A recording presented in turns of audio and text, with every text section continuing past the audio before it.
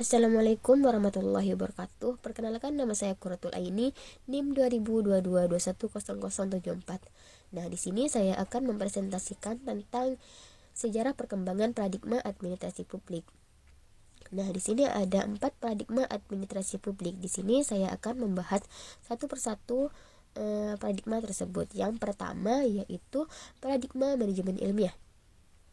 Paradigma manajemen ilmiah di sini muncul pada akhir abad ke-19 dan muncul pada awal abad ke-20.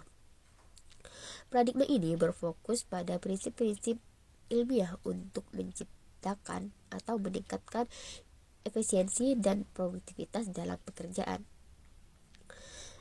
Manajemen ilmiah bertujuan untuk meningkatkan efisiensi operasional organisasi dengan menerapkan metode ilmiah, menganalisis dan menyusun kerja.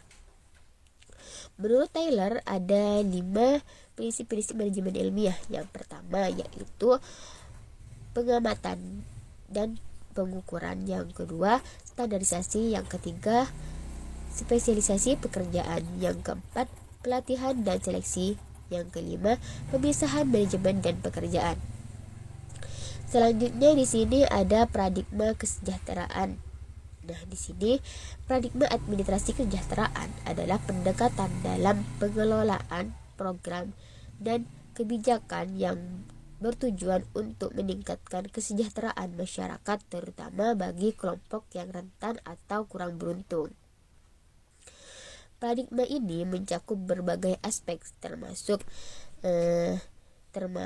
ekonomi, sosial, dan kesehatan, dan seringkali melibatkan kolaboratif antara pemerintah, organisasi non-pemerintah atau LSM, dan masyarakat.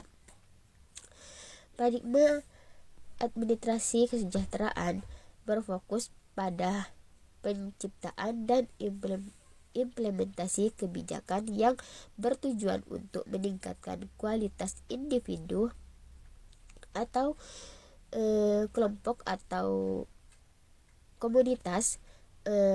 Tujuan utamanya adalah yang pertama untuk mengurangi kemiskinan dan ketidakadilan sosial. Yang kedua, meningkatkan akses terhadap layanan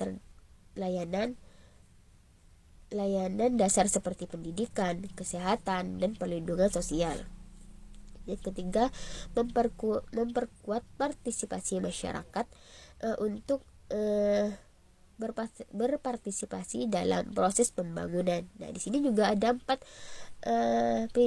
prinsip paradigma administrasi kesejahteraan. Yang pertama yaitu keterpihakan kepada masyarakat yang rentan. Yang kedua, partisipasi masyarakat. Yang ketiga, keterbukaan. Yang keempat, pembangunan berkelanjutan. Selanjutnya di sini juga ada paradigma administrasi kebijakan. Paradigma administrasi kebijakan adalah pendekatan sistematis untuk merancang, mengimplementasikan, dan mengevaluasi kebijakan publik. Paradigma ini berfokus pada bagaimana kebijakan dirumuskan, diputuskan, dan dilaksanakan dalam konteks pemerintahan dan organisasi publik. Administrasi kebijakan merujuk pada proses yang melibatkan pengembangan dan penerapan kebijakan publik untuk mencapai tujuan sosial, ekonomi, dan politik tertentu. Tujuan utama dari paradigma ini adalah yang pertama yaitu untuk meningkatkan kesejahteraan masyarakat melalui kebijakan yang efektif. Yang kedua, menyediakan kerangka kerja untuk memecahkan masalah sosial dan ekonomi. Yang kedua, memastikan transparansi dan akuntabilitas dalam proses pengambilan keputusan.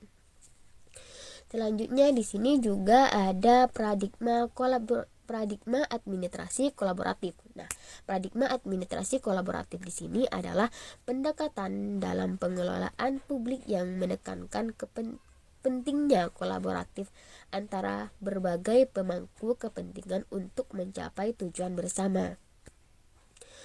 Pendekatan ini semakin relevan di tengah kompleksitas tentang sosial, ekonomi, dan lingkungan yang dihadapi oleh masyarakat pada saat ini. Administrasi kolaboratif merujuk pada proses di mana pemerintah, masyarakat sipil, serta swasta dan pemangku kepentingan lainnya bekerja sama untuk merumuskan, melaksanakan, dan mengevaluasi kebijakan dan program.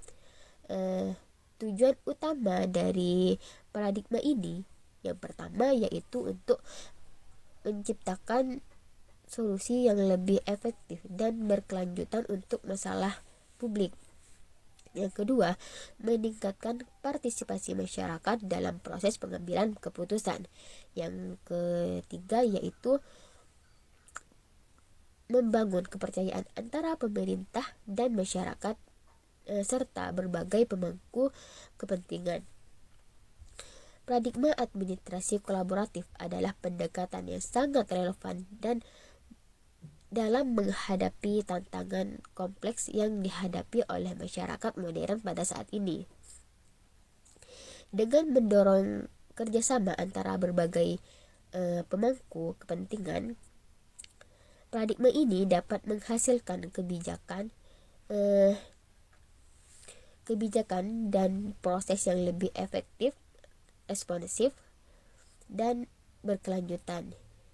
Meskipun dalam pengimplementasiannya terdapat tantangan dalam pengimplementasiannya. Manfaat dari kolaboratif dapat meningkatkan kualitas hidup masyarakat dan menciptakan hasil yang lebih baik bagi semua pihak yang terlibat. Mungkin itu saja presentasi dari saya, kurang lebihnya saya mohon maaf. Billahi taufik wal hidayah. Wassalamualaikum warahmatullahi wabarakatuh.